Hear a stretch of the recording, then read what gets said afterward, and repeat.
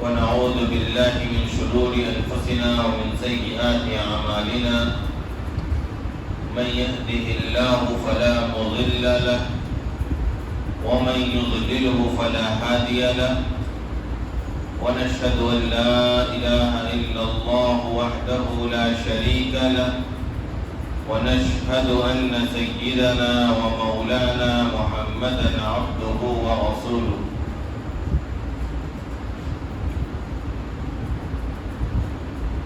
محترم مصلیان کرام،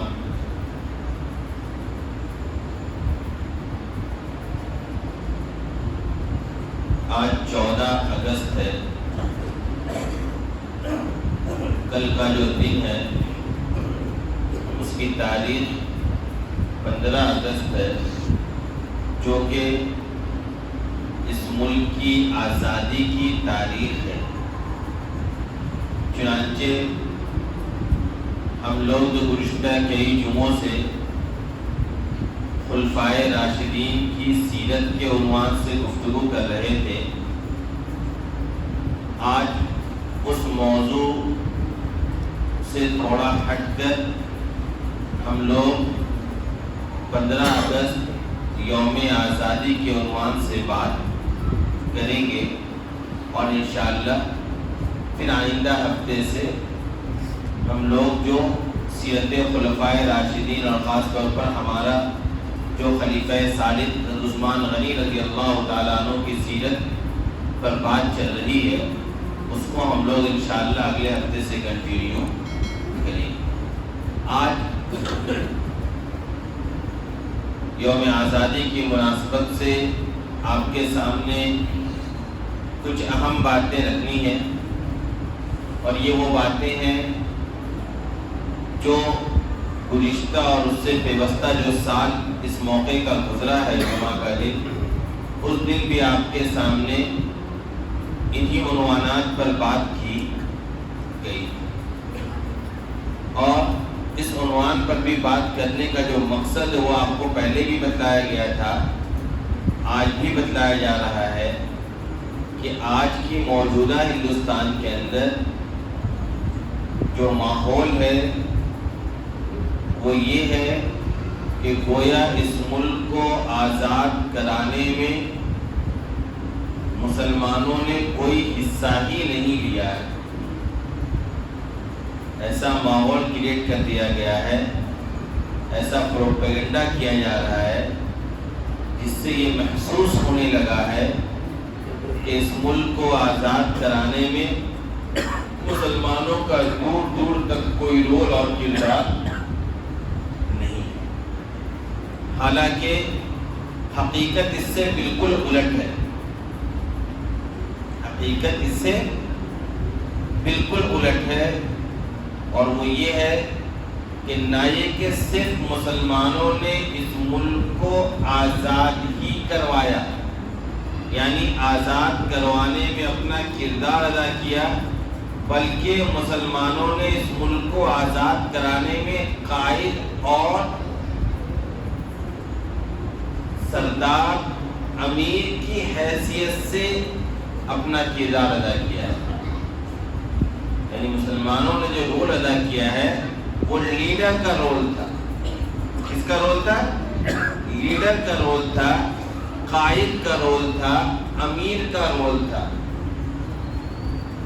آری بات سمجھئے، اس ملک کو آزاد کرانے میں مسلمانوں نے قیادت کی ہے، اور لوگوں سے آگے بڑھ کر مسلمانوں نے اپنی جانوں اور مالوں کی قربانی پیش کی ہے، بلکہ 100 سالہ تاریخ آزادی وہ ہے جس میں مسلمانوں کے علاوہ کوئی اور قوم دور دور تک اس ملک کو آزاد کرانے کی جد و جہد میں نظر بھی نہیں آتی ہے۔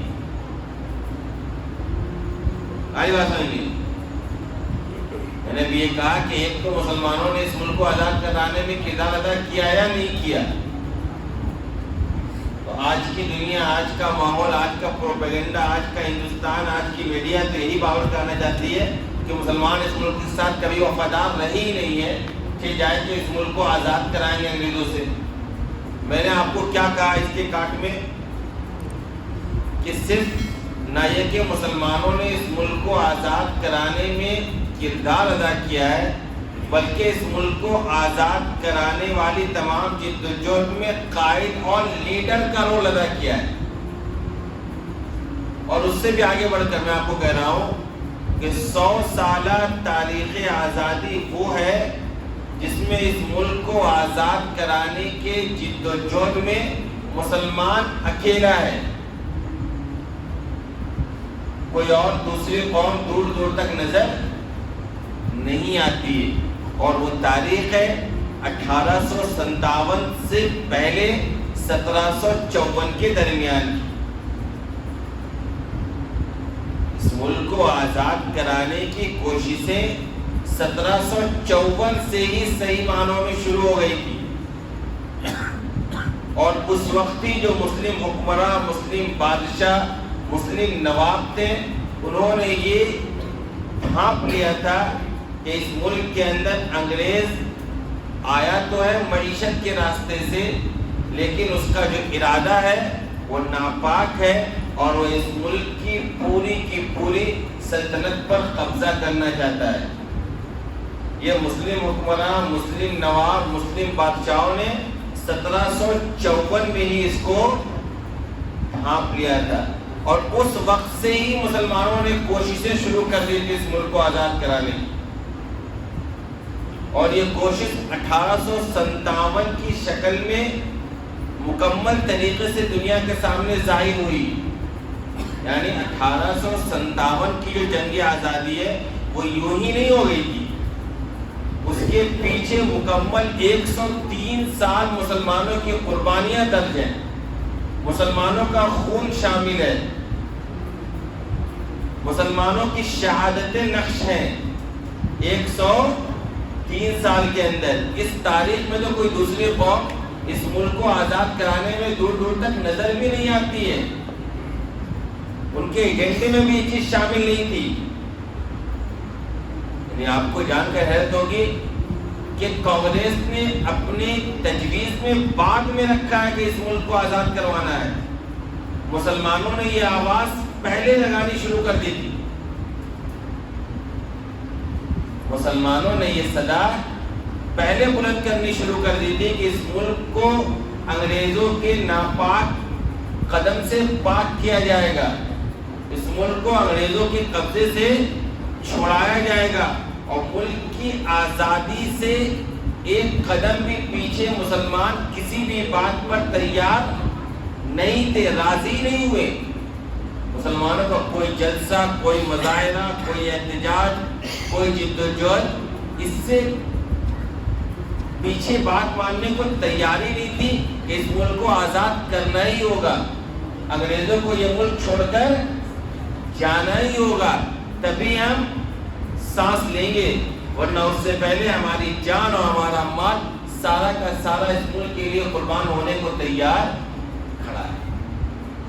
آئی بات سمجھ میں؟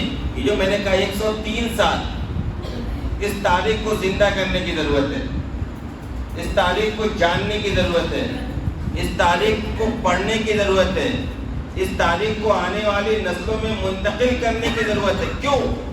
اس لیے کہ آج کی جو موجودہ نصاب تعلیم ہے، جو سلیبس ہے، جو پڑھایا جاتا ہے ہسٹری کے اندر، یا جو چیزیں ہسٹری کے اندر شامل کی جا رہی ہیں، اس میں مسلمانوں کی قربانیوں کا تذکرہ کیا ہوتا، بلکہ اس کے برخلاف مسلمانوں کو ویلن بنا کر دکھلایا گیا ہے. سمجھ رہے ہیں بات؟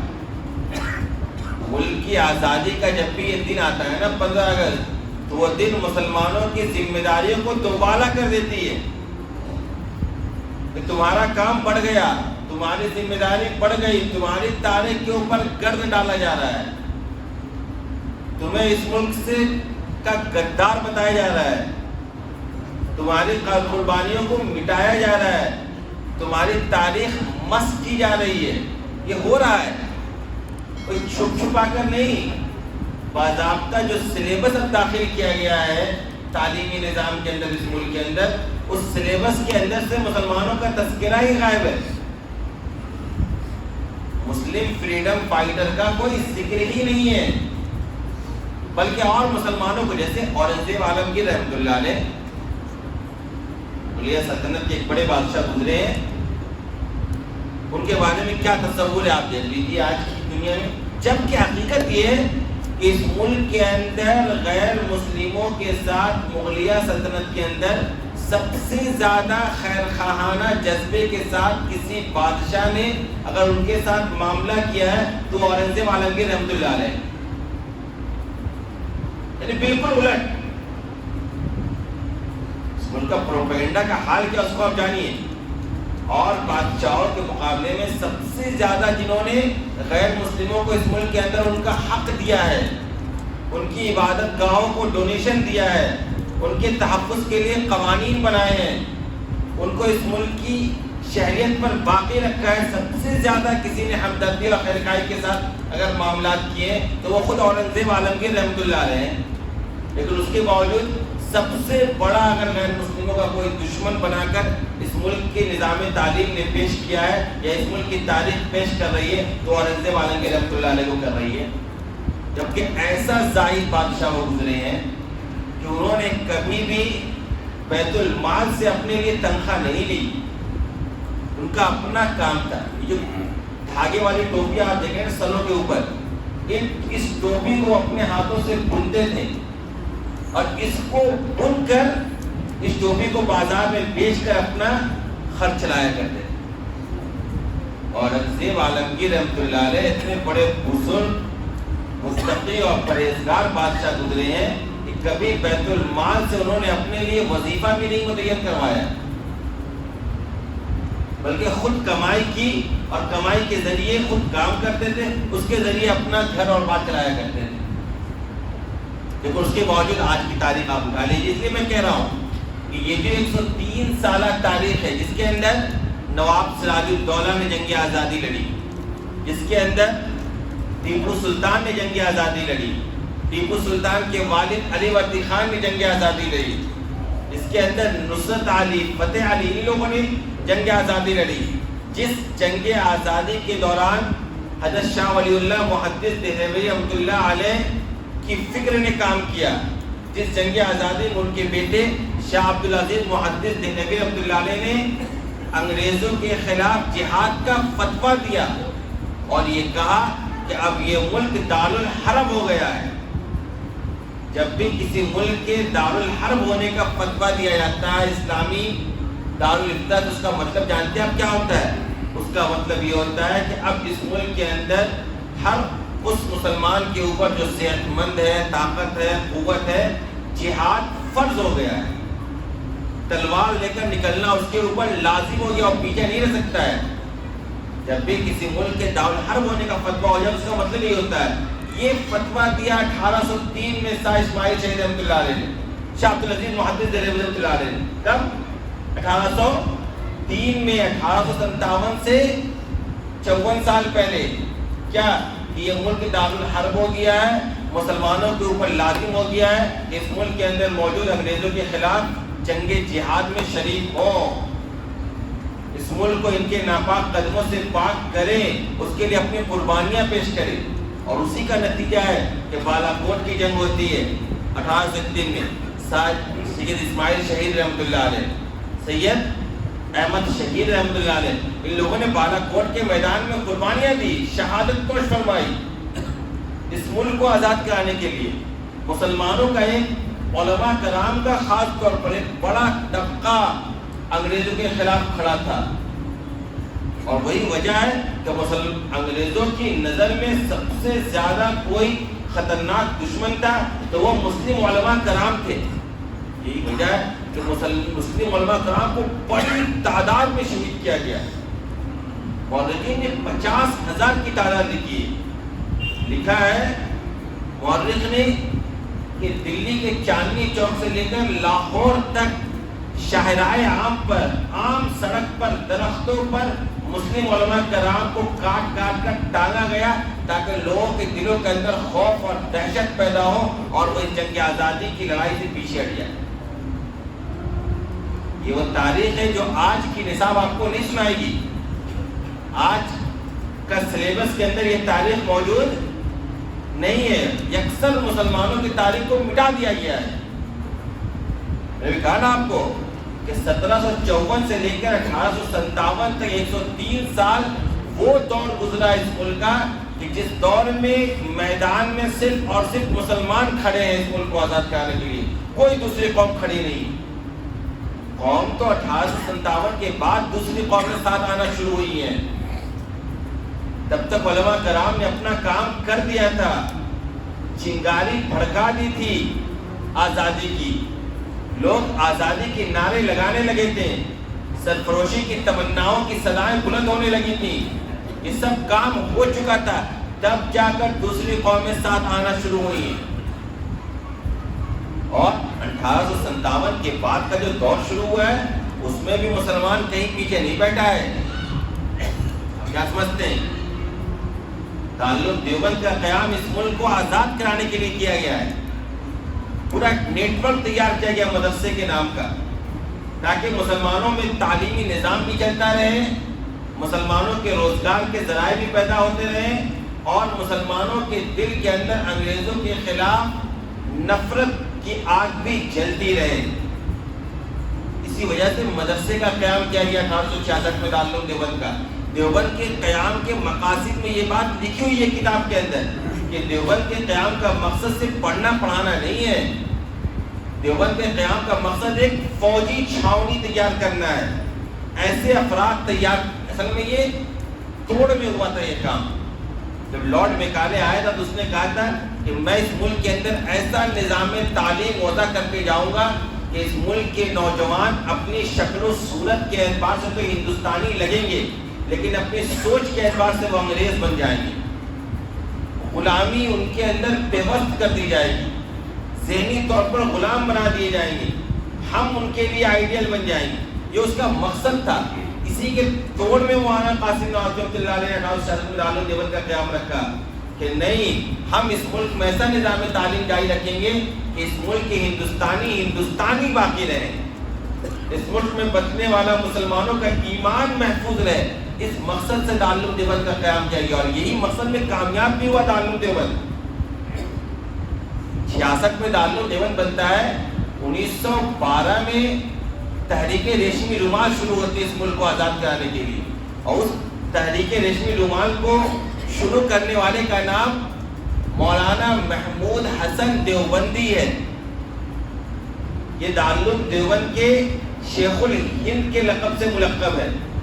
پہلا جو بیچ دارالعلوم دیوبند سے فارغ ہوا ہے اس میں یہ بھی فارغ ہوئے ہیں، 12 لوگوں میں یہ بھی ایک فرد تھے، اور یہ چل کر آگے دارالعلوم کے شیخ الحدیث بنتے ہیں اور دارالعلوم میں درس حدیث دے رہے ہیں، لیکن دل کے اندر انگریزوں کے خلاف ایسی نفرت بھری ہوئی ہے کہ اس ملک کو آزاد کرانے کے لیے راتوں میں جاگ رہے ہیں، اور پورا انہوں نے پلان تیار کیا کہ کیسے اس ملک کے اندر موجود انگریزوں سے اس ملک کو آزاد کرایا جائے۔ اس کے لیے انہوں نے یہ کوشش کی کہ اس وقت ترکی کے اندر خلافت باقی تھی، ان کا تعاون لیا جائے، افغان کے اندر جن لوگوں کی حکومت تھی ان کا تعاون لیا جائے۔ یہ تعاون حاصل کر کے ارد گرد میں جو حکومتیں ہیں مسلمانوں کے موافق، ان کا تعاون حاصل کر کے یکبارگی اس ملک کے اندر حملہ کر کے انگریزوں کو اس ملک سے نکالا جائے۔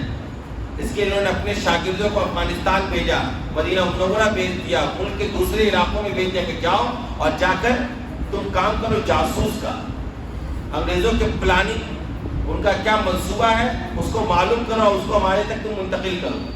اس کے لیے مولانا عبید اللہ سندھی رحمۃ اللہ علیہ کو انہوں نے افغانستان بھیجا اور خود چلے گئے مدینہ منورہ، 2 سال وہاں رہتے ہیں، اسی دوران 2 حج کرتے ہیں، اور حج کے دوران جو مسلم حکمراں عمراء و خلفاء تھے وہ آیا کرتے تھے، تو جو وزیر جنگ تھا انور پاشا ترکی کا، وہ آیا ہوا تو اس سے انہوں نے ساری یہ باتیں کی کہ دیکھیے کس طرح ہمیں کام کرنا ہے، اس ملک کو انگریزوں سے آزاد کرنا ہے، اس کے لیے ہم نے تحریک چھیڑ رکھی، ہم نے اپنے لوگوں کو پورے دنیا کے اندر جہاں جہاں ہماری موافق حکومت نے وہاں تک پھیلا دیا ہے، اور سب کا ہم تعاون حاصل کرنا چاہتے ہیں، سب کا اتحاد حاصل کرنا چاہتے ہیں تاکہ اس ملک سے انگریزوں کو بھگایا جائے۔ چنانچہ وہ بھی تیار ہو جاتا ہے، وہاں 2 سال تک یہ ساری پلاننگ ہو رہی ہوتی۔ ادھر مولانا عبید اللہ سندھی رحمۃ اللہ علیہ جو کہاں ہوتے ہیں افغانستان کے اندر، یہ یہاں سے کرتے کیا ہے کہ جو بھی رازدارانہ گفتگو ہوتی ہے، جو بھی انگریزوں کا پلان ہوتا ہے، جو بھی یہ پلان بناتے ہیں کہ ہمیں آگے کیا ایکشن لینا ہے، وہ ساری باتیں ایک ریشمی رومال میں لکھ کر اور ریشمی رومال کو موڑ موڑ کر اس کو خط بناتے ہیں اور اس کو بھیجتے ہیں کہاں؟ شیخ الہند رحمۃ اللہ علیہ کے پاس مدینہ منورہ۔ درمیان میں یہ ریشمی رومال کا جو خط ہے پکڑا جاتا ہے اور پورے منصوبہ پر پانی پھر جاتا ہے کہ کیسے یہ لوگ اندر اندر ہمارے خلاف بغاوت کا عالم بلند کر۔ چنانچہ یہی نتیجہ ہوتا ہے کہ شیخ الہند رحمۃ اللہ علیہ کو مدینہ منورہ کے اندر، مکہ مکرمہ کے اندر گرفتار کر لیا جاتا ہے اور وہاں سے اٹھا کر کالا پانی کی سزا کے لیے انڈمان نکوبار کے جزیرہ کے اندر بھیجا جاتا ہے۔ شیخ الہند رحمۃ اللہ علیہ تعلق کے شیخ الحدیث ہیں، لیکن اس ملک کو آزاد کرانے کے لیے 4 سال تک انہوں نے کالا پانی کی سزا کاٹی۔ انہی کے ساتھ مولانا حسین احمد مدنی رحمۃ اللہ علیہ، مولانا حزیر کے گل پشاوری رحمۃ اللہ علیہ، ان سے پہلے مولانا فضل الرحمان فضل حق خیر آبادی رحمۃ اللہ علیہ، مولانا جعفر تھانیسی رحمۃ اللہ علیہ۔ مولانا جعفر تھانیسی نے برابط کالا پانی کے اوپر اپنی کتاب لکھی، آپ بھی تھی، کہ ہم لوگوں نے کالا پانی کی سزا کیسے کاٹی، وہاں جو مدت ہم نے گزاری وہ کیسا گزرا، انگریز ہمیں کیسی کیسی سخت سزائیں دیا کرتا تھا۔ یعنی مسلمان اس ملک کو آزاد کرانے کے لیے 204 سال قربانیاں دیا ہے، 1-2 دن نہیں۔ انڈین نیشنل کانگریس کا قیام 1884 میں ہوتا ہے، اس کے قیام میں فاؤنڈر ممبر میں مسلمان ہیں بدر الدین طیب کی، ان کی صدارت میں پہلا جلسہ ہوتا ہے مدراس کے اندر کانگریس کا۔ مسلمانوں نے اس ملک کے اندر گاندھی جی آئے تو گاندھی جی کو ساتھ لے کر ہندو مسلم اتحاد کی تحریک چھڑی، کوئٹ انڈیا کی تحریک میں مسلمان آگے آگے رہے۔ جمعیت علماء ہند کا قیام کسی کے لیے کیا گیا، جامعہ ملیہ کا قیام کسی کے لیے کیا گیا۔ کیا سمجھ رہے آپ؟ مسلمان اس پورے 200 سال میں قائد کا رول ادا کر رہا ہے، لیڈر ہے مسلمان اس ملک کو آزاد کرانے میں۔ اور آج کی میڈیا، آج کا ہندوستان یہ کہتا ہے کہ مسلمان اس ملک کو آزاد کرانے میں کوئی حصہ ہی نہیں لیا ہے مسلمانوں نے، یہ سب سے بڑا پروپیگنڈا ہے۔ اور آج اگر آپ اس تاریخ کو زندہ نہیں کریں گے، میں نے کہا نا ابھی کہ 100 سالہ 103 سالہ تاریخ وہ ہے جہاں صرف آپ ہے، کوئی دوسرا نہیں۔ اگر اس تاریخ کو آپ زندہ نہیں کریں گے، اپنی نسلوں تک پہنچائیں گے نہیں، پڑھیں گے نہیں، تو آنے والے دنوں میں یہ خدشہ ہے کہ ہماری نسلیں احساس کمتری کا شکار ہو جائیں، وہ اپنے آپ کو اس ملک کے دوسرے نمبر کے شہری محسوس کریں، ان کے اندر یہ فیلنگ ہو کہ ہم نے اس ملک کو آزاد کرانے کے لیے کچھ کیا ہی نہیں ہے، ہم تو کہیں باہر سے آئے ہوئے لوگ ہیں، اس ملک میں بسنے والے دوسرے قوموں کا ہمارے اوپر احسان ہے، وہ ہمیں اس ملک میں رہنے دے رہے ہیں۔ یہی باور کرانے کی کوششیں کی جا رہی ہیں، یہی فیلنگ پیدا کروانے کی تمام جدوجہد ہے، اسی کا نتیجہ ہے کہ سلیبس سے ساری چیزیں ہٹا دی گئی، تاریخ سے مسلمانوں کی قربانیاں مٹا دی گئی، میڈیا کے ذریعے پروپیگنڈا کرایا جا رہا ہے، ایسے ایسے بیانات دیے جاتے ہیں، معلوم ہوتا ہے کہ مسلمان اس ملک کو آزاد کرانے کے لیے کیا بلکہ اس ملک کو غلام بنانے کے لیے کوششیں کر رکھی ہیں مسلمانوں نے۔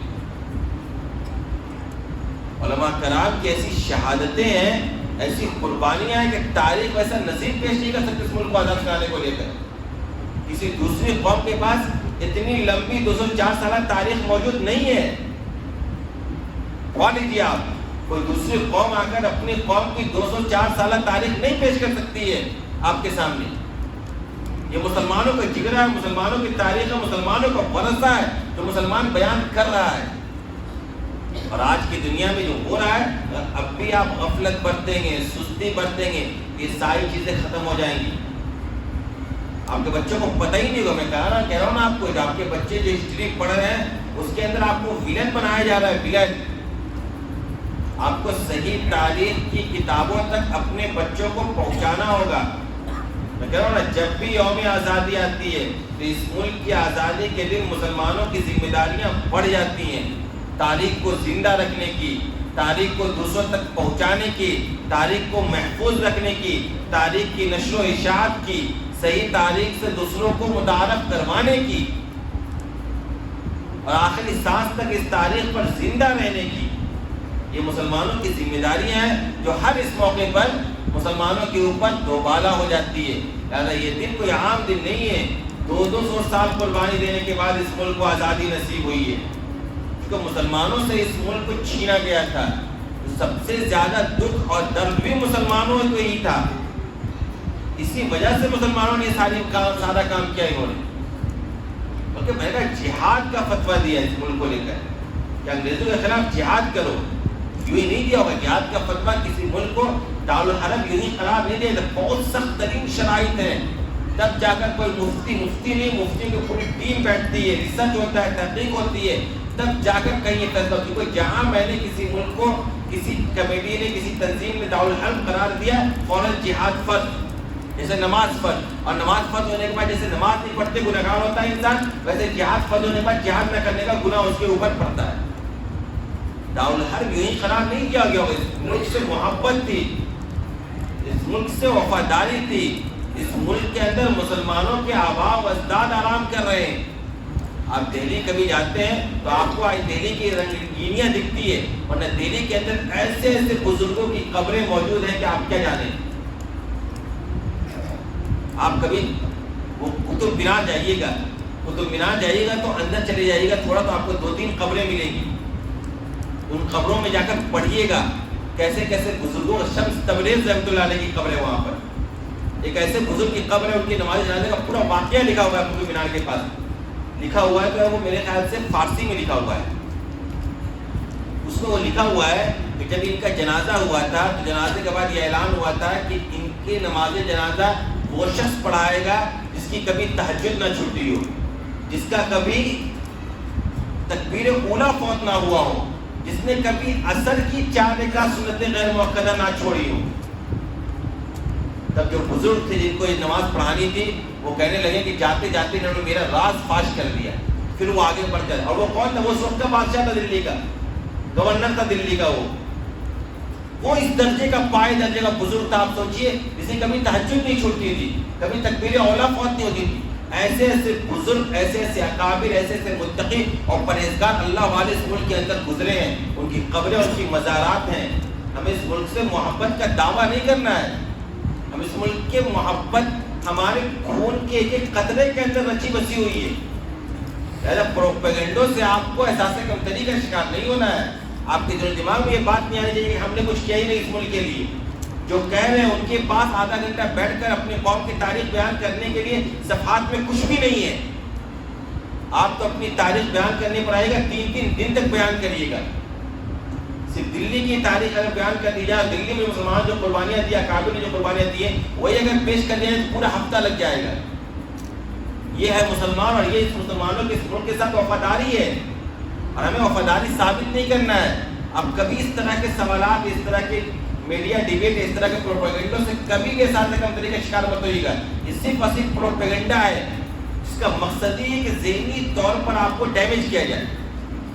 جو قوم ذہنی طور پر ڈیمیج ہو گئی, جس قوم کا رشتہ تاریخ سے ٹوٹ گیا, جس قوم نے اپنے اکابر کو بھلا دیا, اس قوم کو برباد ہونے سے کوئی طاقت نہیں روک سکتی.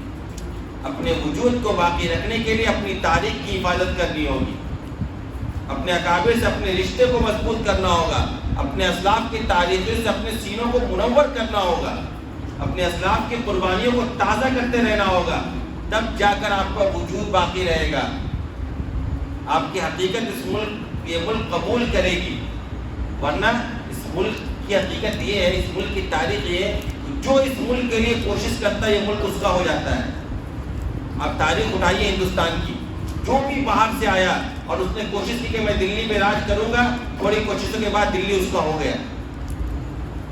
یہ اس ملک کی حقیقت ہے. اس ملک کے ساتھ جو جتنا لگاؤ لگائے گا, یہ ملک اس کے اندر اتنا ہی جذب ہوتی ہے. یہ اس مٹی کی خوشبو ہے, اس مٹی کی خاصیت ہے ہندوستان کی مٹی کی. اس خاصیت کو باقی رکھنا ہے. یہ ملک ہمارا ہے, اس کے لیے ہم نے قربانیاں دی ہیں, اور آگے بھی ضرورت پڑے گی تو ہم قربانی انشاءاللہ دیں گے.